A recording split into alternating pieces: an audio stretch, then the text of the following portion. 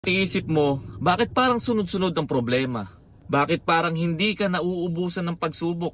Paulit-ulit kang bumabangon, pero parang laging may humihila sa'yo pababa. And you ask God, Lord, bakit ang hirap?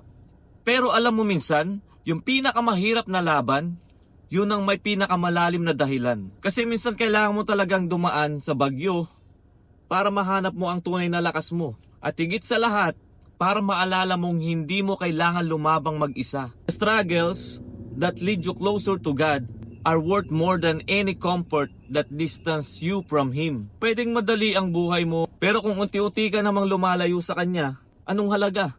Mas mabuti ng mahirapan, basta alam mong nasa tamang direksyon ka, kaysa maging komportable pero hindi mo na siya kasama. Kaya kung nandito ka ngayon, pagod, nalilito, parang hindi mo na kaya, kapit lang, hindi ka pinapahirapan ng Diyos para lang masaktan ka. Pinapatibay ka niya. Minsan kasi yung mga pagsubok na iniiyakan mo ngayon, yan din yung magiging dahilan ng kwento ng tagumpay mo balang araw. So don't give up.